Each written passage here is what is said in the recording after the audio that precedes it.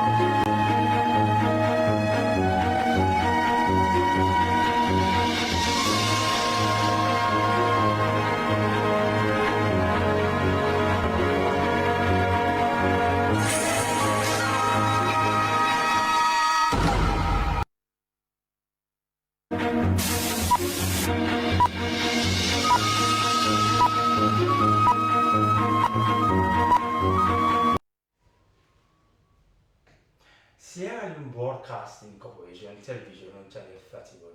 Hello, welcome to News Hour on the weekend, reaching you live on TV. Coming up in the news, this hour, Slash calls for standalone constitutional provision to guarantee press freedom on World Press Freedom Day. Vice President Dr. Mamajule Jallo reaffirms government commitment to establish institutions that connect capital to opportunities. And St. George's Cathedral Mothers Union celebrates centenary celebration with interfaith service.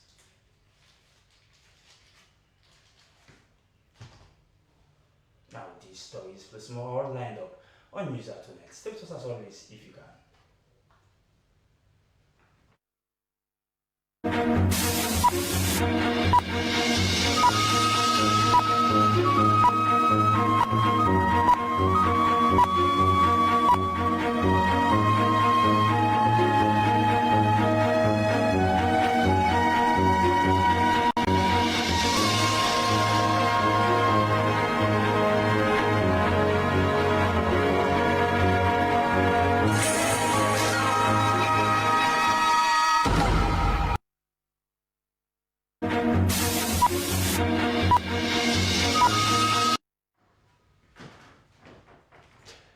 Welcome back. Those are the headlines and for the full news cast with me, Dennis Freeze. I will begin on World Press Freedom Day today.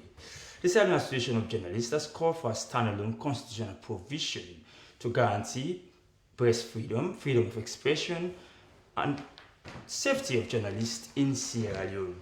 In a statement marking World Press Freedom Day, Slash acknowledged progress made in recent years, including the repeal of criminal libel law in 2020, but warned that these gains remain fragile. The association raised concerns over laws such as the Cyber Security and Crimes Act and the Counter-Terrorism Act, which it says could be used to restrict press freedom if not properly safeguarded. It also highlighted increase in cases of digital threats and harassment against journalists, especially female ones. Meanwhile, the Media Reform Coordinating Group noted a drop in Sierra Leone's ranking in the 2026 World Press Freedom Index, falling to 79th position. The group described the country's media environment as precarious and deteriorating despite a pluralistic media landscape. Both SLAJ and MRCG call on government and stakeholders to strengthen legal protection, support independent media, and fully fund the National Fund for Public Interest Media. Similarly, the Sierra Leone Reporters Union urged authorities to ensure the safety of journalists and uphold access to information, stressing that a free press is essential for peace, development, and democracy. The group made a call as Sierra Leone joins the global community to commemorate World Press Freedom Day under the theme Shaping a Future at Peace, Promoting Press Freedom for Human Rights, Development, and Security. And now away from there, Chief Executive Officer of the Semelok organization has called on Sierra Leoneans to trust traditional media and avoid labeling journalists along political lines. Elvis Bokari Sama made the call during the official launch of the organization in Freetown, stating that its mission is to provide credible, factual, and balanced information on national issues. Sulaiman Babature reports. True patriotism is not in silence. It is thoughtful engagement, principled criticism, and the willingness to speak up for the greater good. It was on this backdrop that the organization was formed, according to the CEO and director of Semelok organization, Elvis Bokari Samai, as he promised to publish news that is credible, factual, free and fair. Elvis Bokari Samai said the purpose of the organization was to take government policies, activities, human interests, issues, and stories to the people to bridge the gap between the government and the people. Elvis Samai therefore called on Sierra Leoneans to believe in the media. Because we have to interface with everybody. We are going down to the last village to talk to people. We come down to the State House and talk to people, go to Parliament and talk to people. We bring people together who are agitating. We tell them the facts about life, and then we make comparison about what is happening in different countries. They alleged to have invited the NGC, SLPP, and APC parties to demonstrate fairness and accountability in their effort to gather and share free and fair information, but registered dissatisfaction over the absence of the NGC and APC representatives. SLPP Member of Parliament aspirant Josephine Jackson Pratt commended the membership of the organization for the initiative. She admonished the membership of the organization to be mindful of the ideals of society, engage in meaningful discourse, and advocate for progress to foster active citizenship. Speaking on security in the country, the officer in charge at the New Englandville Police Station, CSP Zainab Kamara, called on Sierra Leoneans to help the police in ending crime in the country. CSP Zainab Kamara said the police rely on the people for information to end drug abuse and trafficking, cyber and other crimes. Senior technical advisor at the Ministry of Internal Affairs, Amadou Nana, registered his concerns over indiscipline, lawlessness among drivers and bike riders, and the many makeshift business centers across the streets of Freetown. He commended the CEO for his efforts in transforming the media landscape in Sierra Leone and called on the media houses and practitioners to continue advocating and sharing fair, free, and factual information. The Semelok organization, according to Elvis Bokari Sama, was named after a newspaper that used to exist in the 30s to 50s to give voice to everyone. SLBC News, Sulaiman Babature reporting.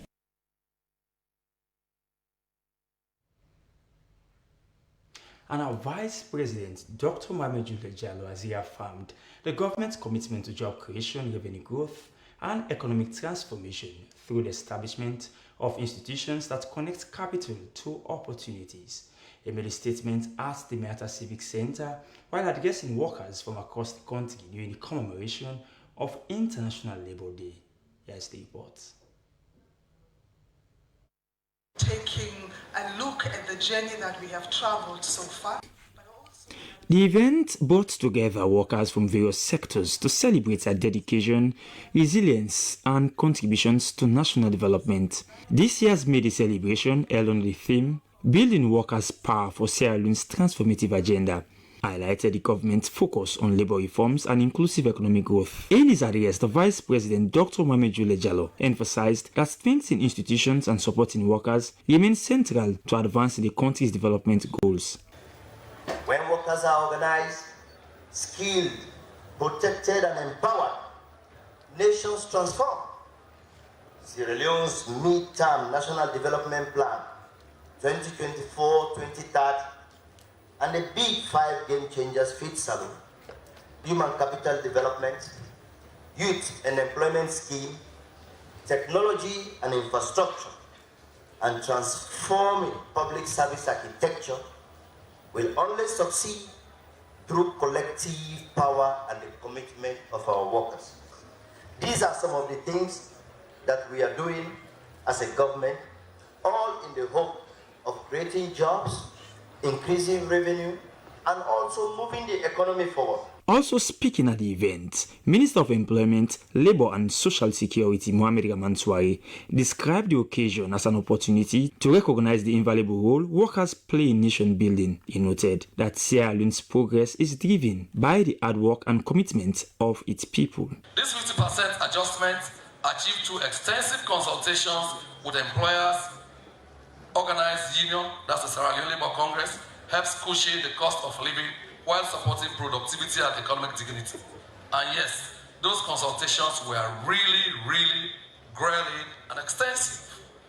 We are moving decisively towards the launch of the Informal Sector Social Security Scheme under NACIT. Representatives from the Employers Federation and the Sierra Leone Labour Congress acknowledged ongoing concerns about wages and working conditions, while urging workers to remain committed to productivity and national development.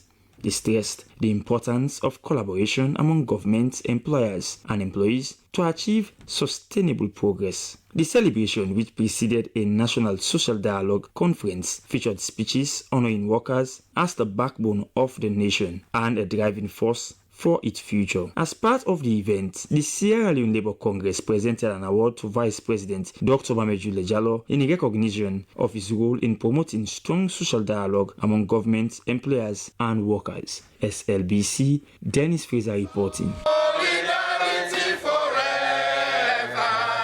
Solidarity forever. For the union makes us strong. Thank you very much. Fascinating indeed. And now to the presidency. President Julius Maada Bio has commissioned a new flour mill at Kleintown. The multi-million-dollar facility is expected to produce hundreds of tons of flour. Officials say it will cut the cost of flour and bread, improve access, and boost the economy. The president calls it a major step towards food security. Here's our State House correspondent Margaret Senge with the report. The $40 to $56 million Carillon flour mill is owned by Sierra Leonean businessman Jules Desor. It signals a push towards food self-sufficiency, one of President's top priorities in his second term. President Bio says Sierra Leone is moving beyond a political independence to feeding its people.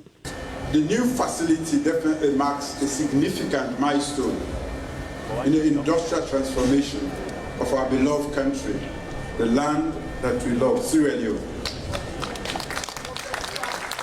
And you know what? It speaks directly to my manifesto commitment to transform locally available raw materials into finished products.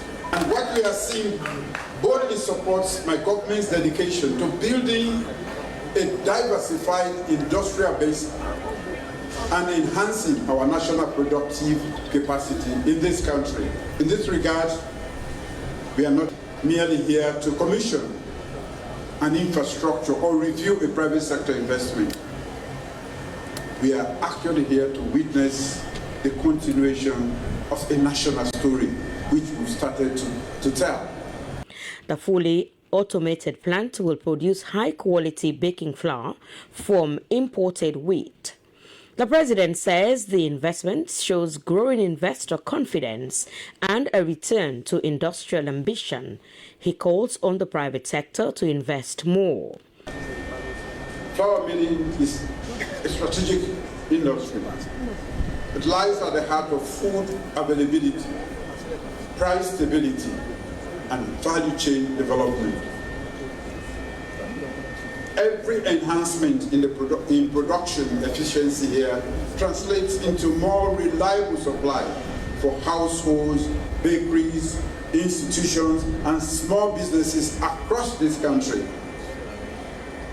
By expanding operations, it strengthens our national capacity to meet domestic demand, reduce vulnerability to external supply shocks, and improve the consistency and quality of essential food products. The owner, Jules Dessau, recalls the challenges. He credits the intervention of the President and the First Lady for turning things around. I want to make everybody join me for tell the President thank you for so say some person can do this. I'm glad too much. If me don't do this kind of thing here, what about other brothers them, Australians them? They for do more than this. The only thing what I say to everybody, Lord, keep honesty, hardworking, patient. They succeed. So says the expansion would not have happened without government support, including land for development. He adds that Sierra Leone could now offer some of the most competitive flour prices in the Mano River Union. Minister of Trade and Industry Alpha Cissé says the project aligns with National Development Plan and the Feed Saloon program. This is part of a midterm National Development Plan and Feed Saloon. Just a couple of weeks ago, let me say about slightly less than 2 weeks ago, we really begin to realize the Feed Saloon agenda. We come on Air Force, we go outside government, don't create an environment for Yabas. We go to Lungi. Today, we spend more money for import Yabas. Today, we don't reduce that. And in the next 2 years, Nasalo Yabas will sell outside. Again, under the direct leadership of the President. Minister of Labour Mohamed Rahman Soare says the project supports the government's job creation target. He also highlights improved workplace safety. You come on there, one of the things that we get now, Ministry of Labour, all of the time, nothing that we border on dishonesty. Why I'm picking this out? Because at the Ministry of Labour, we get powerful cases involving Sierra Leoneans, either fail, Maggie, Stout, beer, all that kind of cases that they will get all the time. Positica, esprit away. When they get you, me, then say I can stand up for Sierra Leoneans and now they didn't have the law. Now summary dismissal, they lost all benefits. So I want to encourage Sierra Leoneans, the law be honest.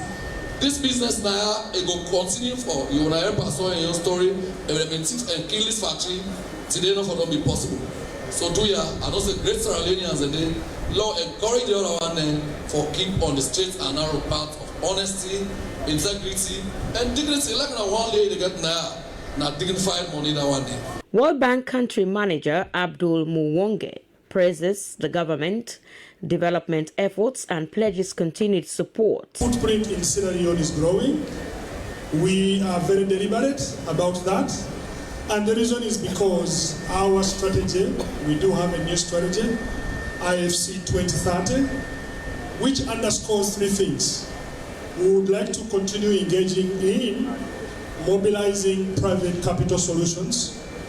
We would like to strengthen markets, and we would like to strengthen partnerships. Today, what we are witnessing is a testimony of those three attributes. First and foremost, partnerships. We would not have been here without the support of government. Residents welcome the development. They expect lower bread prices and better access. So I'm so glad for this new thing where it don't happen now we country. We don't get we young flour. We young flour we make like bread, we bake cake, we fry cake. So we're so glad. I'm so glad today. and I don't go suffer for let me begin and we're going to break for it now. First of all, I feel happy, extremely happy, and I feel proud. I feel proud to say we, as Sierra Leoneans, we make your food now. We know they get the hang hard, whether that food the way they come out, they get for camp, people don't get for camp. So very proud. I mean, that is proud because now we begin them. We go get enough, like for instance, bread. This multi-million-dollar investment is expected to transform flour production in Sierra Leone, cutting costs, improving quality, and strengthening food security.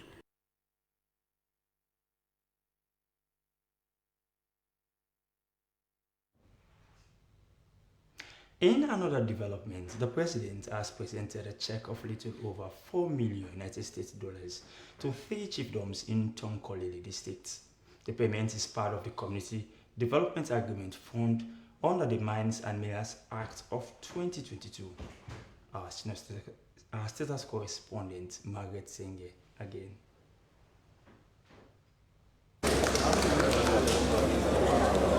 And the president represents the paramount chiefs.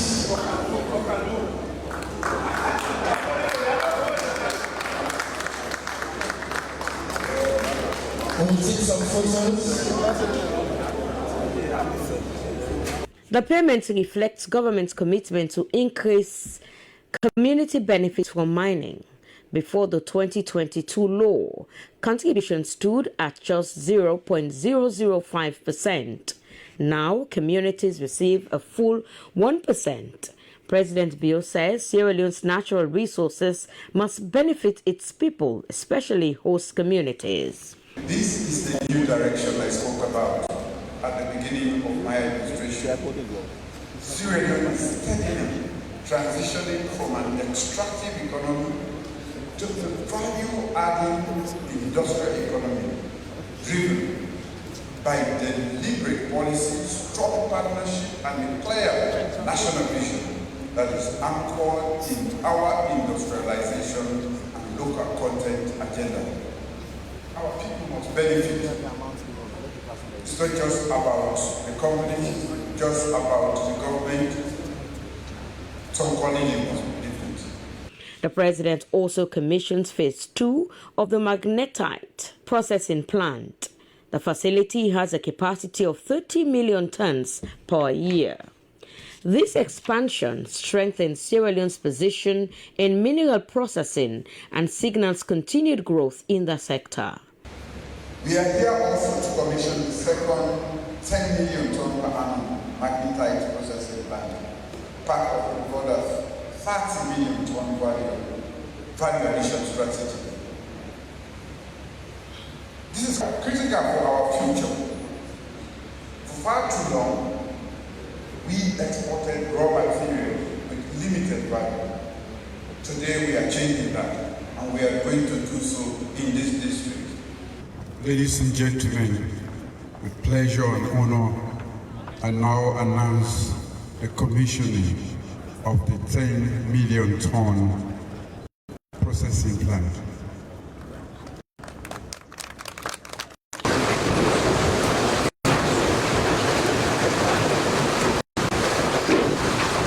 The president confirms that a third processing plant is already underway. He calls it a major step for the country and the region. A representative of Leone Rock Metal Group, Salim Silla, says funds are already supporting education and healthcare. Your Excellency, over the last 4 years, the CDA program across the primary host communities has continued to scale up in impact, inclusion, long-term sustainability, of which I will highlight to you some. I will start with education, which is your baby. And I can assure you that in this community where we are now through the CDA, we have given full tuition scholarship to 760 students to go to university from the chiefdoms. Member of Parliament Foyo Tholi says the fund ensures communities benefit directly. Today, now another day, we would expect say big loading within our community. this CDA not to charity. We tell the young mining country say CDA not to charity. Now obligation. And we will tell them thank you for this obligation when they adhere to always. When they can do CDA payment, we appeal to them with the authorities of this community. For them, we will sit with them all know how they go, how they implement it. So we will know the impact of our. Minister of Mines Julius Matai says government will strengthen accountability systems. That's why the Community Development Fund must be used wisely, strategically, transparently, prudently, and visibly. It should give communities direct control over their own developmental priorities. It should help build and improve schools in their specific chiefdoms so that children can learn in safe and dignified environment. It should strengthen health clinics in the villages so that mothers, children, and the elderly can access timely care. It should finance water systems for their homes, livelihood support for the farmers, and community serving infrastructure that improves everyday lives with speed and purpose. He says communities must take charge of their own development priorities. Palmam Chief Bokari Yellen Koroma and residents welcome the initiative. These mining communities will never forget the indelible landmarks you have made in our communities, and God Almighty will surely reward you for that. I pray these communities give you all the support you want from us, even after you. Since mining started in our communities, only you and your government have made what seemed impossible possible. The Community Development Agreement covers Dansongoya, Sambaya, and Simiria chiefdoms. Those are the machines that will crush, separate, and convey the minerals for its final destination. If you could remember, in 2022, President Bio made a pronouncement and formally launched the CDA Agreement Fund for Community Development, which sets the implementation of the 1% allocation of revenue required by law.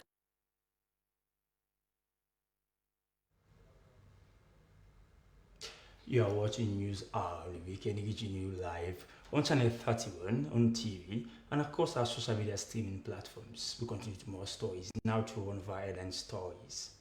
St. George's Cathedral was filled with joy and reverence as the Mothers Union marked its grand centenary, celebrating 100 years of existence.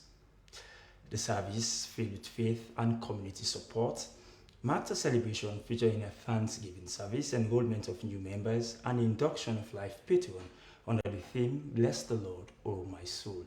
Abdul Mansari witnessed it all.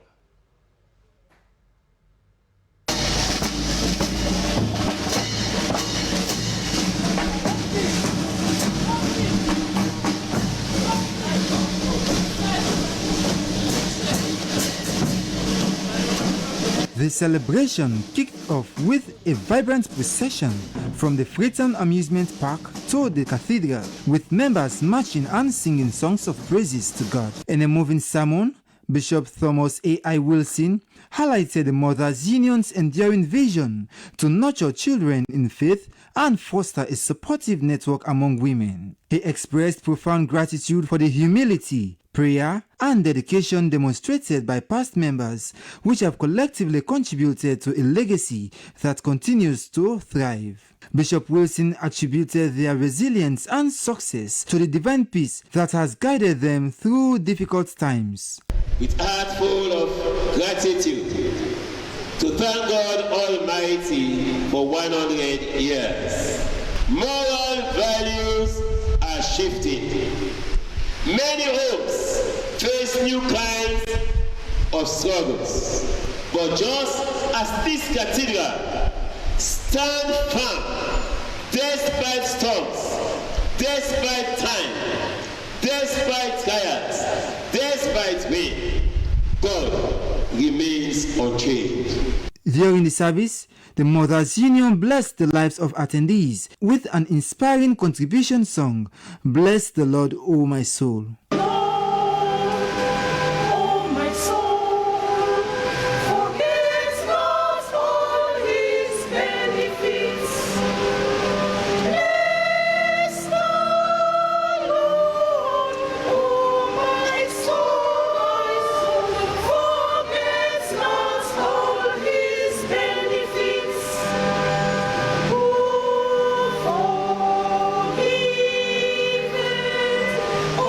The service also included the enrollment of 4 new members into the Mothers Union, symbolizing a fresh commitment to its mission.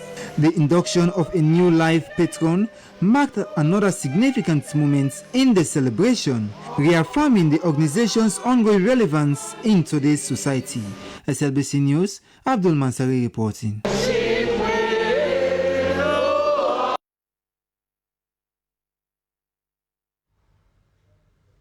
And our non-governmental organization, Footprint Africa, in partnership with other stakeholders, has successfully conducted auditions for female poets in Freetown under its Empower the Movement initiative, Female Voices in Poetry Slam Volume 2. The event held in the capital brought together young female poets, with 11 participants qualifying for the grand finale to be held later this month. Here's the report. The all-female poetry slam is designed to promote art, creativity, and cultural values among girls aged 12 to 20. Organizers say the initiative aims to provide a platform for young women to express themselves while addressing issues of national importance. This year's theme, Female Voices for Nation Building through Poetry, Civic Responsibility, African Culture, and Sustainable Tourism, highlighted the role of creative expression in promoting Sierra Leone's cultural heritage and social development. For I am the apple of Mama's eyes, the carrier of ancient beauty, the drumbeat of black representative. Most days, beaming like the moonlight, I am vivid. We need ink, not bullets. We need words, not triggers. We need leaders, not rulers. We need joy, not tears. Like I am African, not just by blood, but by culture that breathes through me.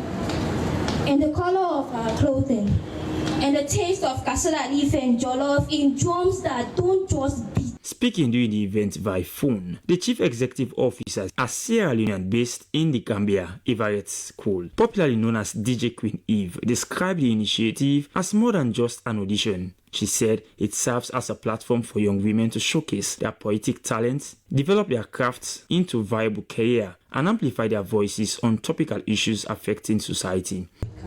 Africa calls me with a drum beat and my heroes.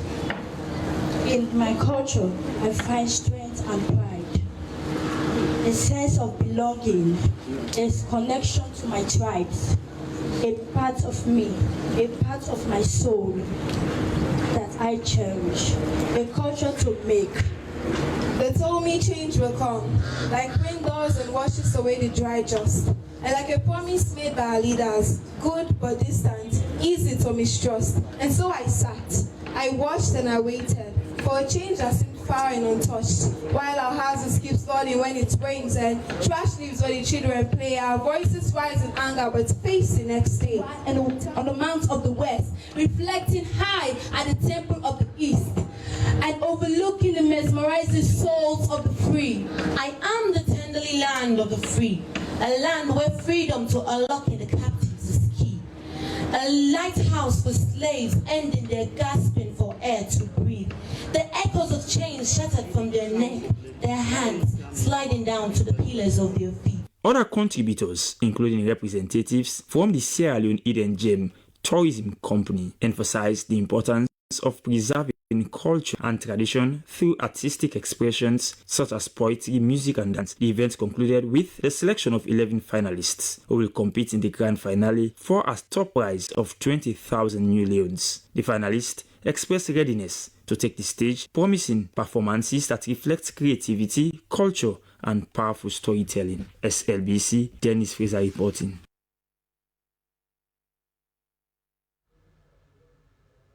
You are still watching Weekend News, reaching you live on SLBC. Still in the news, the Ministry of Health, together with the National Public Health Agency, has held a day after action review on Mpox response. The event in Freetown brought together key stakeholders and partners to evaluate the country's handling of the outbreak and to strengthen preparedness for future public health threats.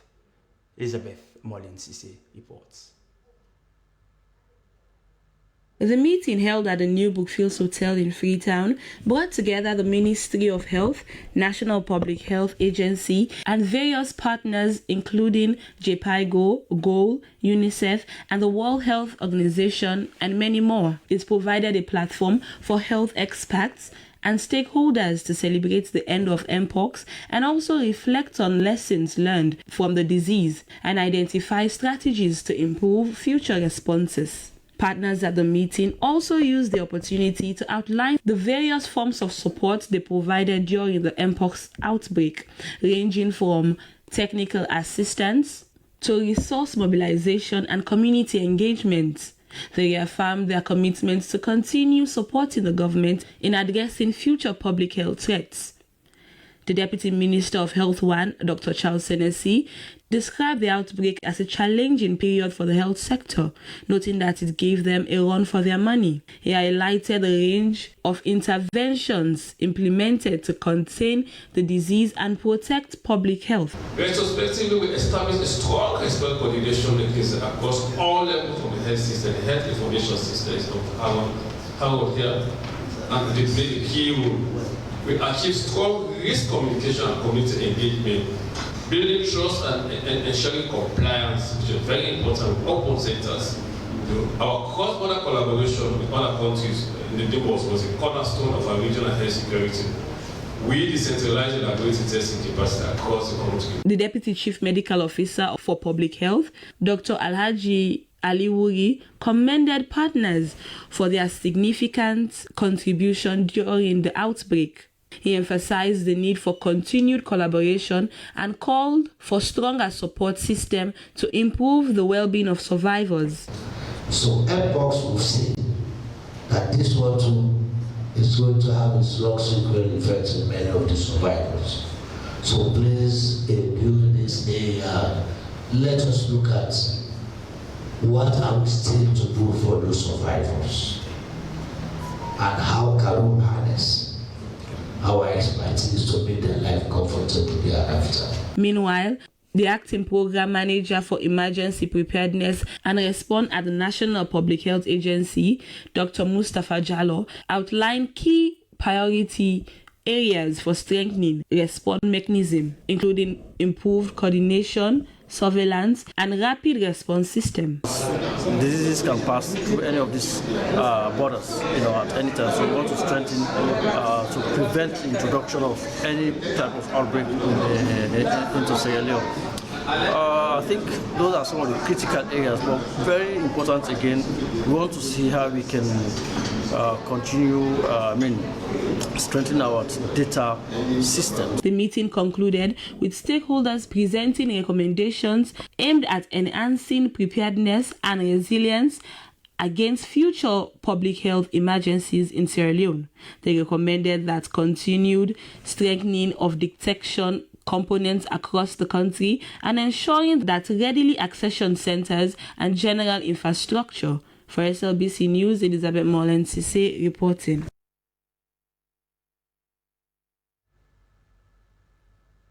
Now stay on Earth-related issues. Following the 27th Ordinary Session of the Assembly of Earth Ministers, hosted in Sierra Leone, Senior Permanent Secretary Andrew Lawrence has updated the media about the importance of the Assembly and the strides government has made so far in combating malaria.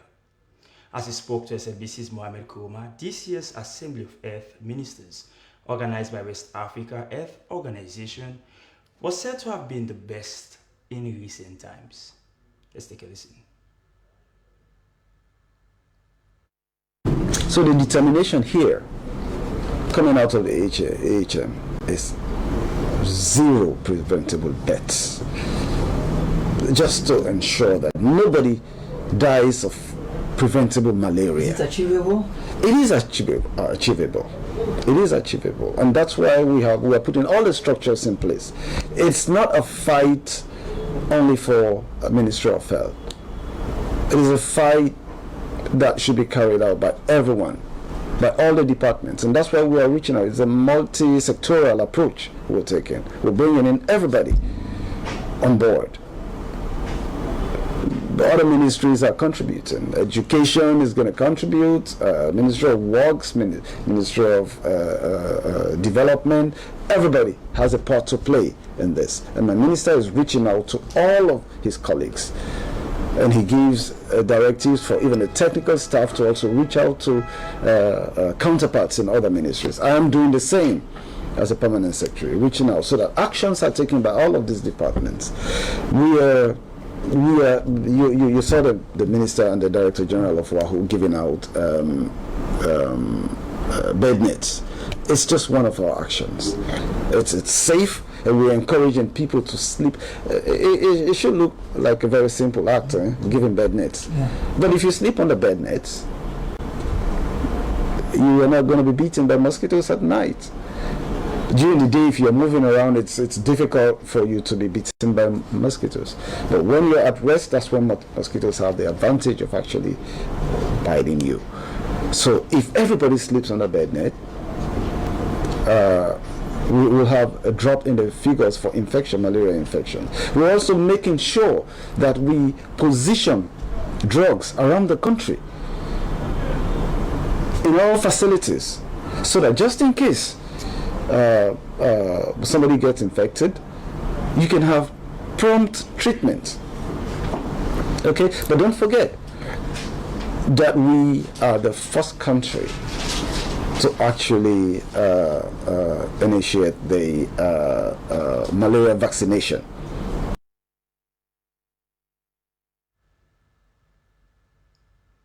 And that was Senior Permanent Secretary as the Minister of Health and Rural and Story updating the media on the recently concluded Assembly of Health Ministers in West Africa, hosted by Sierra Leone. Now, away from the digital economy offers unprecedented avenues for innovation, productivity and job creation, yet Sierra Leone faces the critical challenge in ensuring that digital platforms provide decent work for its citizens. This is according to the Vice President, Dr. Mohamed Jule Jallow, who called on the nation to confront this reality with honesty and resolve. He was speaking at the Meata Civic Center on the convening of National Labour Conference and Social Dialogue 2026. Here's the report. 5%. So the 25 keep for 2, which is the workmen's compensation. The National Labour Conference and Social Dialogue Session 2026 by the Ministry of Employment, Labour and Social Security in collaboration with Sierra Leone's Employers Federation and the Sierra Leone Labour Congress brought together policy makers, social partners, innovators and key stakeholders to discuss on ways for reshaping the future of work that will be inclusive, resilient and in line with the aspiration of workers across the country. The event also forms a cornerstone of the national observance of May Day celebration on the theme Challenges and Opportunities of Decent Work in a Digital Era. In this era, there are challenges such as income and job insecurity. With the digital, there is risk of privacy, there is risks of workers' protection. There are also opportunities it brings to humanity. Growth in productivity, creation of new jobs, economic transition. Speaking at the event, Chairman Employers Federation Kobe Walker stressed the need for reshaping dialogue between government and stakeholders in the labour market, identifying practical steps for building a more resilient future of work through modernized labour laws and to reflect on economic realities and accommodate digital labour systems. Encourage portable pension and severance arrangements, strengthen labour inspection systems, and sustain social dialogue among government, employers, and workers in shaping fair and future-ready labour policy. In his statement, the Secretary General Sierra Leone Labour Congress, Max Conte, praised the meaningful dialogue, which, according to him, will deepen the relationship between employers and employees. Delivering the keynote, Vice President Dr. Jule Jallow said the digital space presents both challenges and opportunities for the future of work, while reaffirming government's commitment for providing opportunities linked to better working conditions and decent work environment. He urged the nation to confront the challenging realities of the digital work environment with honesty and resolve. Digital infrastructure gap persists. High cost of connectivity, unreliable electricity, and limited broadband coverage, especially in rural areas, continue to widen the digital divide. Many of our young people possess energy and talent, but lack the market-relevant digital skills needed to compete in the modern economy. The event further stimulated the interest of attendees with various panel discussions on maximizing opportunities in the digital economy, creativity in the modern job environment, and many other areas of importance on the dignity of labor and increasing decent working opportunities, solidarity, and rights of workers. SLBC, Dennis Fraser reporting.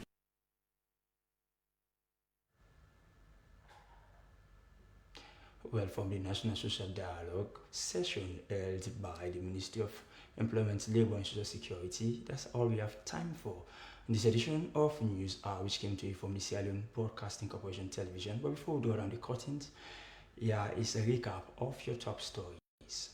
The Sierra Leone Association of Journalists (SLAJ) has called for a standalone constitutional provision to guarantee press freedom, freedom of expression and safety of journalists in Sierra Leone. The call was made as Sierra Leone joined the global community to commemorate World Press Freedom Day under the theme Shaping the Future of Peace, Promoting Press Freedom for Human Rights, Development and Security. Vice President Dr. Mohamed Jule Jallow has reaffirmed the government's commitment to job creation, revenue growth and economic transformation through the establishment of institutions that connect capital to opportunities. He made a statement at the Miata Civic Center while addressing workers from across the country during the commemoration of International Workers' Day. And finally, St. George's Cathedral Mothers Union has marked its grand centenary celebrating 100 years of service, faith and community support. The celebration featured a Thanksgiving service, enrollment of new members, and induction of a life patron under the theme, Bless the Lord, O my soul.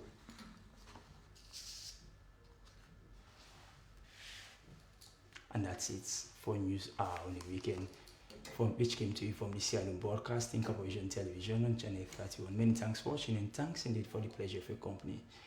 Coming up next after the news is your Love Enlightenment show, Love Factor. Stay tuned for that. Until then, I'm Dennis Fraser. Keep watching your public service broadcaster, the authentic voice of Sierra Leone. Have a nice rest. Good night.